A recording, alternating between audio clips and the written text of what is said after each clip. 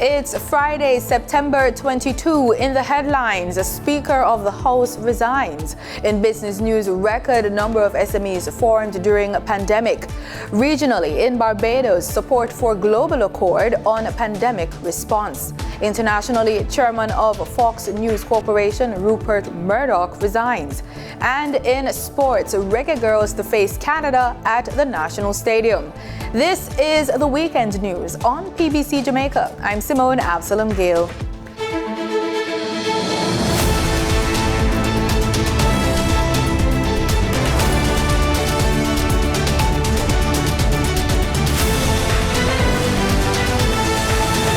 Member of Parliament for Trelawney Southern, Marissa Dalrymple-Philibert, has resigned from her post, as well as that of Speaker of the House. The four-term MP resigned with immediate effect on Thursday. Her departure comes 2 days after an Integrity Commission report was tabled in Parliament, revealing that she is facing 8 charges of making a false statement in her statutory declarations. Mrs. Dalrymple-Philibert, in a statement issued on Thursday, maintained that she has nothing to hide and that this was a, quote, genuine oversight, end quote. Prime Minister Andrew Holness says the government of Jamaica strongly condemns the appalling act of violence against a director of the Integrity Commission that occurred on Thursday. A director of the Integrity Commission was shot and injured in the car park of the agency's offices in New Kingston, St. Andrew. In a statement to the media, the Prime Minister says, quote, "The government is deeply concerned about this incident and our thoughts and prayers are with the injured director and their family at this time," end quote.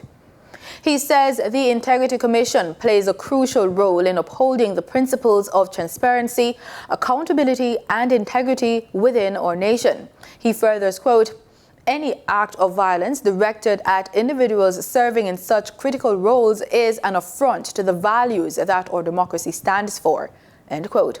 The statement notes that, quote, "The government has full confidence in the law enforcement agency's ability to swiftly investigate this matter and bring those responsible to justice," end quote. Mr. Holness is also urging the public to cooperate with the authorities in their efforts to ensure a thorough and transparent investigation. There are no reports of injury following a 4.90 magnitude earthquake that rocked the island on Thursday night. The earthquake unit at the University of the West Indies says it was reportedly felt in St. Thomas, Portland, Kingston and St. Andrew, St. Catherine and Clarendon. Cuba and sections of the United States also reported feeling the impact. Minister of Health and Wellness, Dr. Christopher Tufton, is reminding the public that the flu vaccine is offered free of cost and not just to high priority groups. Health workers, children and elderly with chronic illnesses, pregnant women, individuals who are institutionalized or in state care, and non-health frontline workers. However, while that group represents the priority group, the policy that we have has shifted somewhat, where we will offer the vaccine to anyone who wants it. Dr. Tufton says Jamaicans should be aware that the flu season is upon us.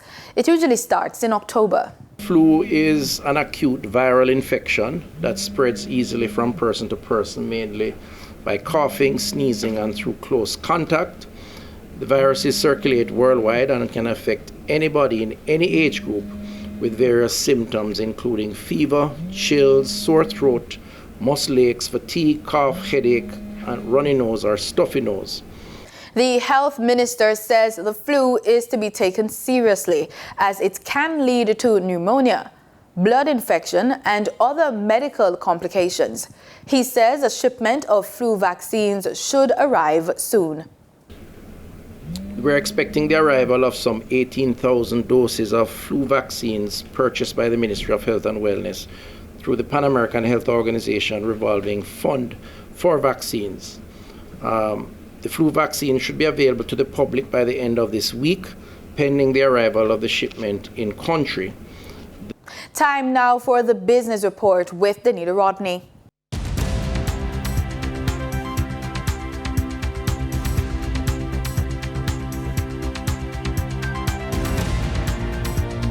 Welcome to the Extended Business Report. I'm Danita Rodney. Minister of Finance and the Public Service, Dr. Nigel Clark, says Jamaica had a record number of small businesses being formed during the COVID-19 pandemic. In the midst of COVID, right, which was the next year, the most number of companies were formed in Jamaica's entire history. Small businesses. Yes, because the hindrance was taken away. Right. It was what you call a distortionary tax. Right. Once you put those minimum business tax and asset tax that people have to pay, $50,000 for minimum business tax, $200,000 for asset tax, that people have to pay whether or not they make a business. What do you think happens? Whether or not they make a profit, what do you think happens? Nobody forms a business. Dr. Clark, while speaking on Love 101's Good Morning Minister, says this resulted from the government's decision to get rid of asset and business tax. One of the biggest results from that, when we got rid of the asset tax and we got rid of the minimum business tax, more people form businesses. We had a record number of companies being formed in Jamaica. Grace Kennedy has launched a share buyback plan where as much as 1% of its shares over the period of 1 year will be bought back. The repurchase of shares will be conducted on the open market through GK stockbrokers in Jamaica and Trinidad and Tobago using the company's cash reserves. According to Group CEO Don Webby, the share buyback is being implemented because the company's share price is considered to be trading below its economic value. Webby says the aim is to generate $2.1 billion in revenue and $250 million in profit annually by 2030. Now for your market updates. In foreign exchange trading for Thursday, September 21, the US dollar sold for an average of $155.42. The Canadian dollar ended trading at $115.80. The pound sterling traded for $193.56, and the euro sold for $169.85. In JSE trading, the JSE index declined by over 445 points. The junior market index advanced by over 20 points. The combined market index declined by over 223 points. And the All Jamaican Composite Index declined by over 541 points. Overall market activity resulted from trading in 105 stocks, of which 46 advanced, 39 declined, and 20 traded firm. Stocks advanced for Caribbean Assurance Brokers Limited, Caribbean Cement Company Limited, and the Caribbean Flavors and Fragrances Limited. Stocks declined for Access Financial Services Limited, Barita Investments Limited, and the Berger Paints Jamaica Limited. Trading firm were 138 Student Living Jamaica Limited, CAC 2000 Limited, and Dolphin Cove Limited. The overall volume leaders were One Great Studio Company Limited with over 14 million units, Wigton Wind Farm Limited ordinary shares with over 2 million units, and the Fosrich Company Limited with over 1 million units. In regional stocks in Trinidad and Tobago, the mutual fund market did not record any activity. On the Barbados Stock Exchange, Goddard Enterprises Limited was the volume leader with over 60,000 shares. They were followed by First Caribbean International Bank and Emera Deposit Receipt, which traded 299 and 5 shares respectively. In regional business, a milestone achievement for Trinidad and Tobago. That's how Energy Minister Stuart Young describes the signing of an agreement with Venezuela to exploit gas from the Dragon Field. Terrian Brown Campbell has more. Energy and Energy Industries Minister Stuart Young and Venezuela's Minister of Petroleum and President of PDVSA, Pedro Telecha, signed the document on behalf of their respective governments. What it means now is Trinidad and Tobago can resume doing business related to the Dragon gas field. PDVSA has found reserves of 4.2 trillion cubic feet in the Dragon field on the Venezuelan side of its maritime border with Trinidad. The project stalled about 10 years ago because of a lack of capital and investors as well as U.S. sanctions. The Office of Foreign Affairs Control of the U.S. Treasury Department, in charge of enforcing sanctions, authorized this country to exploit the field on the condition it does not pay a single dollar to Venezuela. The Dragon field is located in the northeast of Venezuela, near the maritime border with Trinidad and Tobago, adjacent to Trinidadian fields currently operated by British transnational Shell. At the signing ceremony at the Miraflores Presidential Palace in Caracas, Venezuela's President Nicolas Maduro said the next step would be to sign agreements for the joint exploitation of the shared Laurel and Manatee fields in Trinidad and Tobago. Shell has interests in Laurel and Manatee. The president also issued an invitation for Prime Minister Dr. Keith Rowley to visit Venezuela. Terry Ann Brown Campbell, TTT News. In international business, all three major U.S. stock indexes tumbled more than 1% amid concerns that the Federal Reserve's restrictive monetary policy will continue longer than anticipated. The Dow lost more than 1%, the S&P 500 shed 1.6%, and the Nasdaq plunged 1.8%. The risk-off sentiment came one day after Fed Chair Jerome Powell warned inflation still has a long way to go before approaching the central bank's 2% target, with the Fed projecting that interest rates will remain elevated through next year. That helped push U.S. Treasury yields on Thursday to a 10-year peak. An unexpected 9% drop in initial jobless claims to the lowest level in 8 months added to concerns that the Fed may hike rates again before year's end. George Cipollone, portfolio manager at Penn Mutual Asset Management, says investors are just going to have to contend with the new reality of higher for longer. What it does is it increases the cost of capital. It will decrease the credit quality of companies as interest expense goes up in the income statement. And obviously, it's created a lot of pressure on bond prices. Companies have to make good decisions from a financial perspective versus going through the whole zero interest rate policy where it was just easy to raise capital and get money. In company news, shares of semiconductor firm Broadcom slid nearly 3% following a report that Google executives discussed dropping the company as a supplier of artificial intelligence chips as early as 2027. Klaviyo gained 3% the day after its debut as a public company, while another recent IPO, ARM Holdings, lost 1.4%, closing just $1 above its $51 offer price. And Fox and News Corp gained 3.2% and 1.3% respectively, following news that Rupert Murdoch will step aside as chairman, with son Lachlan succeeding him. In market data for oil prices rose as renewed global supply concerns from Russia's fuel export ban counteracted demand fears driven by macroeconomic headwinds and high interest rates. Brent futures were up 80 cents at $94.10 a barrel, while West Texas Intermediate crude futures rose by 95 cents to $90.58. And that was the business report on PBCJ. I'm Danita Rodney. Back to you, Simone. In regional news, Barbados has voiced its support for a new global accord that aims to better protect people, communities, and countries against future pandemics. This message is conveyed by Minister of Health Dr. Jerome Walcott during a high-level meeting at the ongoing UN General Assembly.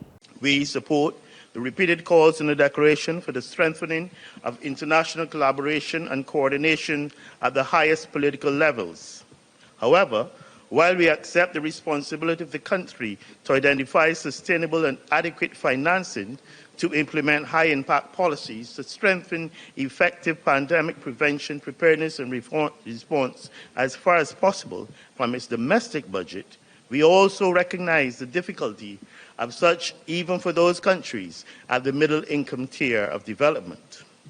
We welcome the assertion of the right of countries to ensure public health through access to effective and quality medicines and other health technologies using the flexibilities of the amended WTO TRIPS agreement, which would necessitate support to developing countries in building expertise and in developing local and regional manufacturing capacities.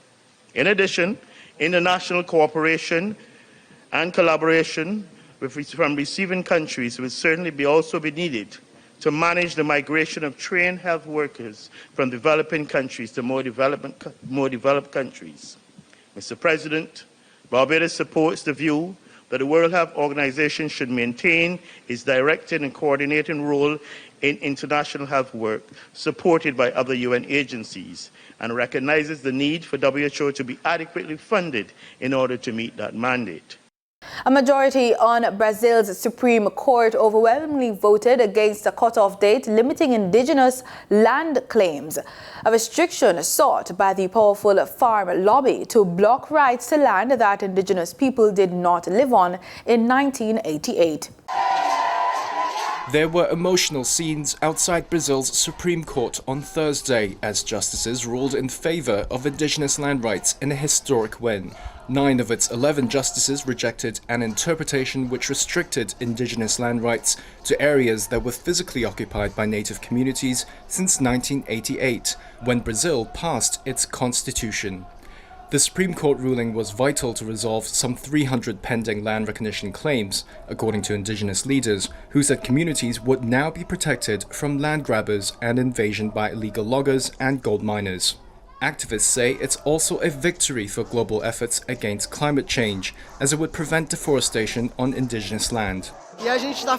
We're emotional, we're happy, and we cry because we know that it's only with demarcated territory, with protected indigenous territory, that we'll be able to stop climate change from happening and preserve our biome. We are responsible for it. Brazil's Amazon region and some farm states are home to 1.6 million indigenous people. The case before the Supreme Court stems from a land claim by the Xokling people in Santa Catarina state. The state government rejected their land claims, arguing the native community was not living on the disputed area in 1988, but the Xokling were evicted in the 1950s by tobacco farmers. And in rejecting the state government's cutoff date, the justices said indigenous communities not living on their lands in 1988 most likely had been expelled.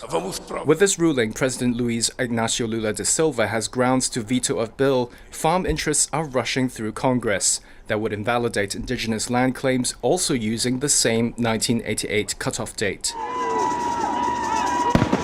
There were fierce clashes in May between indigenous protesters and police over the legislation. The legislation is currently in the Senate, where it will be voted on next week. Brazil's Agricultural Caucus in Congress deplored Thursday's Supreme Court ruling and said they will push to get the Senate to approve the bill limiting indigenous land rights. Indigenous leaders, meanwhile, hope President Lula, who created the Ministry of Indigenous Peoples when he took office in January, won't sign the bill into law. The long-standing relationship between the governments of St. Kitts and Nevis and the Republic of China through Taiwan continues to bear fruit, as the two nations have now entered into an agreement that will greatly enhance the practice of diplomacy for officials. The agreement on diplomatic staff training cooperation between the two nations will provide training for diplomats from St. Kitts and Nevis and Taiwan. It was signed between the Foreign Minister of Republic of China, Taiwan, His Excellency Joseph Wu, and the Minister of Foreign Affairs in St. Kitts and Nevis, Dr. Denzel Douglas, on Monday, September 18th. Minister Wu stated, "The agreement we have signed demonstrates our joint commitment to nurturing skilled and well-rounded diplomats. It also highlights the range of our bilateral cooperation. Capacity building is essential for island nations like ours." The signing of the cooperation agreement came as St. Kitts and Nevis observed its 40th anniversary of independence, as well as the 40th anniversary of establishment of diplomatic relations between the Republic of China, Taiwan, and the Federation of St. Kitts and Nevis. Minister Douglas said the agreement offers an excellent opportunity to expand educational training cooperation between the two countries in the field of diplomacy. Delivering brief remarks on the occasion, Prime Minister Dr. Terence Drew said this agreement is another benefit of the strong relationship shared between St. Kitts and Nevis and Taiwan. The signing ceremony took place at the St. Kitts Marriott Resort and was witnessed by other officials. I'm Andre Huey for SKN Newsline. In international news, U.S. media mogul Rupert Murdoch is to step down as chairman of Fox and News Corporation. Al Jazeera has the details. He is the owner of a global media empire and one of the richest men in the world. But 92-year-old Rupert Murdoch is stepping down as chairman of his holding company, News Corp. We're going to have an entirely different approach to the paper. We're going to try and sell it to the public, which I don't think the Sun has been trying for a long time. Born in Australia, Murdoch built his media empire in the UK and in print before expanding into the lucrative U.S. market. His U.S. holdings include the Wall Street Journal and New York Post, but here he's best known as the creator of Fox, the first broadcast network in the history of television to successfully take on the country's big three. When Fox News Network launched in 1996, it was something new, a 24-hour cable network with a clear ideological tilt to the right. It quickly became both profitable and politically influential. Murdoch's embrace of Donald Trump is credited with helping him win the presidential election in 2016. In the last year, however, Fox was forced to pay $787 million to settle a defamation lawsuit related to its coverage of false claims following the 2020 presidential election. Shortly after, Fox fired its most popular personality, Tucker Carlson. Fox's fingerprints are also all over the Trump indictments. A lot of Trump's misinformation was spurred by Fox. So that is a part of the legacy. I think overall, though, Rupert would say that his legacy is in mergers and acquisitions. He was always chasing the next deal. And that made sense when the media industry was consolidated and media was scarce. But we now live in an age of abundance when anybody can create content at any time. Rupert Murdoch's son Lachlan, CEO of Fox News, will take over the role of News Corp chairman. I think at 92, he's just getting too old and frail to take on those difficult public-facing tasks, such as the quarterly analyst's call on earnings, turning up to face the Dominion trial in court for a brutal cross-examination, fronting the two AGMs in November. So I think that he's handed over partly because of his age, but also because I think Lachlan is requesting an opportunity to prove his talent and capability without having Rupert formally in the room as a voting director of the company. No word on why Rupert Murdoch made this announcement now, as it doesn't take effect until November. Ironically, this week, a new book releases, a biography about him entitled The End of Fox News, speculating what will happen to the network once he's gone. But don't count him out just yet. Rupert Murdoch will retain the title of Chairman Emeritus going forward. Kristen Salumi, Al Jazeera, New York. Thousands of migrants have crossed into the United States in recent days from California to Texas, with many more still arriving by bus and cargo trains to Mexican border towns on the heels of record migration flows further south. These scenes of thousands of migrants gathered at the U.S.-Mexico border are reminiscent of the influx the country saw before U.S. President Joe Biden in May rolled out a new policy to deter illegal crossings. Within a month, those tough measures, such as deporting migrants and banning re-entry for 5 years, drove the border crossing rate down some 70%. But 4 months on, and the early deterrent effects appear to be wearing off. Record numbers of migrants in the thousands have crossed into the United States in recent days, with many more still arriving by bus and cargo trains to Mexican border towns. The surge could represent a looming political challenge for Biden heading into the election season. Enrique Lucero is Tijuana's Director of Migrant Affairs. The big problem we see is that it could become a humanitarian crisis. Irregular border crossings are being encouraged, generating organised crime and human trafficking. These are the risks we see if decisions are not taken promptly. Experts say the U.S. lacks the capacity to detain and process migrants at the border, often making it impossible for the administration to carry out the harsh penalties it announced in May. And as a result, some asylum seekers who cross illegally are being released into the U.S. with a future court date, rather than being deported. Their success stories are repeated back to migrants still en route. This Venezuelan migrant, still on the Mexican side of the border, says he heard rumors about people being let into the U.S. after turning themselves into border agents. He's determined to continue on his journey. The U.S. Customs and Border Protection, meanwhile, has told Reuters that it was, quote, safely and efficiently processing migrants and would impose consequences, including deportation, on migrants without a legal basis to stay in the country.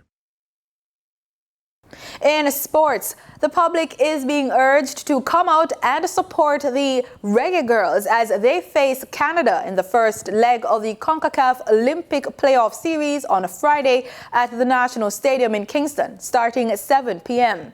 Canada will host the second leg of the playoff on September 26. The Olympic two-match playoff between the teams was determined based on their respective second and third place finishes at the CONCACAF W Championship in Mexico in July 2022. Reggae Girls striker Tiffany Cameron is urging fellow Jamaicans to show up and cheer on the girls. Hey, it's Reggae Girl Tiffany Cameron. Come out on September 22nd at the National Stadium at 7 p.m. to watch us take on Canada to compete for a spot at the Olympics next year. We need to fill up the stadium. Help us get to Paris. See you there. Jamaica's Reggae Boys have moved 2 places in the latest FIFA men's rankings. The team is currently listed as 56th in the world and remain number 1 in the Caribbean Football Union ahead of Haiti, Curacao, Trinidad and Tobago and Antigua and Barbuda. The Reggae Boys since March of this year have played 12 games, winning 4. Losing 4 and drawing 4. Argentina remains the world number 1 ahead of France. Trinidad and Tobago is scheduled to host CG United Super 50 Cup from Tuesday, October 17 to Saturday, November 11. The match schedule and venues for the region's Premier list a 50-over tournament today, and it will showcase 31 matches, with the semi-finals and finals to be played under lights at the Brian Lara Cricket Academy. The other venues are the Brian Lara Cricket Academy, the Queen's Park Oval, the Sir Frank Worrell Cricket Grounds at UWI. Trinidad and Tobago Red Force opens this year's tournament against the combined campuses and colleges at the Queen's Park Oval on the 17th of October at 9 a.m. Later on that day, the Guyana Harpy Eagles face the Windward Islands Volcanoes at the Brian Lara Cricket Academy at 1 p.m. in the first televised contest. The other teams in the contest are the West Indies Academy, defending champions Jamaica Scorpions, Barbados Pride and the Leeward Islands Hurricanes. And that's the news on PBCJ. Thanks for watching.